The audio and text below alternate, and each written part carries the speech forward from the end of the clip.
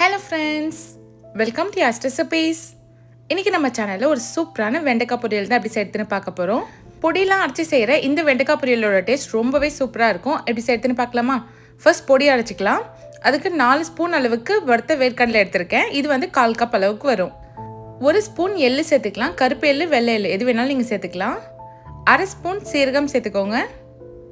1/2 spoon சோம்பு சேர்த்துக்கலாம். இதோடவே 1/2 spoon மஞ்சத்தூள் சேர்த்துக்கோங்க. 1 ஸ்பூன் மல்லித்தூள் சேர்த்துக்கலாம்.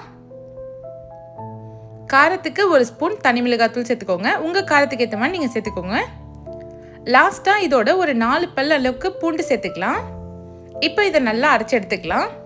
பொடி பார்த்தீங்கன்னா ரொம்ப நைஸாக அரைச்சிடக்கூடாது. இட்லி பொடி மாதிரி லைட்டாக குறைன்னு அரைச்சி எடுத்துக்கோங்க. பாருங்கள், இந்த மாதிரி இருக்கணும். இப்போ பொடி ரெடி ஆயிடுச்சு. நம்ம வெண்டைக்காவை வதக்கி எடுத்துக்கலாம். கடாயில் 3 ஸ்பூன் எண்ணெய் சேர்த்துக்கோங்க. இப்போ எண்ணெய் நல்லா சூடானதுக்கப்புறமா ஒரு கொத்து கருவேப்பிலை சேர்த்துக்கலாம். இப்போ 1/4 கிலோ அளவுக்கு நான் வெண்டைக்காய் எடுத்திருக்கேன். அது இந்த மாதிரி குட்டி குட்டி பீஸாக கட் பண்ணிவிட்டு சேர்த்துக்கோங்க.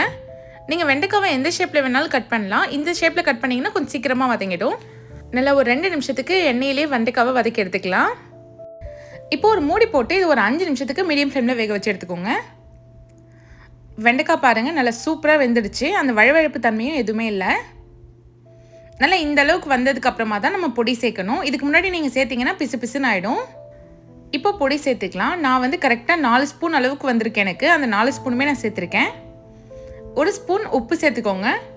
இப்போ இதை நல்லா மிக்ஸ் பண்ணி விட்டுடலாம். அந்த வெண்டைக்காய் மசாலா எல்லாமே ஒன்று சேர கலந்து வரணும். இப்போ இது ஒரு 2லேருந்து 3 நிமிஷம் வதங்கினாலே போதும். கேஸ் ஆஃப் பண்ணிவிடுங்க. அவ்வளோதான், நல்ல சூப்பரான வெண்டைக்காய் பொரியல் ரெடி ஆயிடுச்சு. இதை நீங்களும் கண்டிப்பாக உங்கள் வீட்டில் ட்ரை பண்ணி பாருங்கள். ட்ரை பண்ணிவிட்டு எப்படின்னு சொல்லி கமெண்ட் பண்ணுங்கள். இந்த மாதிரி இன்ட்ரெஸ்டிங் ரெசிபிஸ் பார்க்க யாஸ் ரெசிபிஸ் சேனலை சப்ஸ்கிரைப் பண்ணிவிடுங்க. தேங்க்ஸ் ஃபார் வாட்சிங்.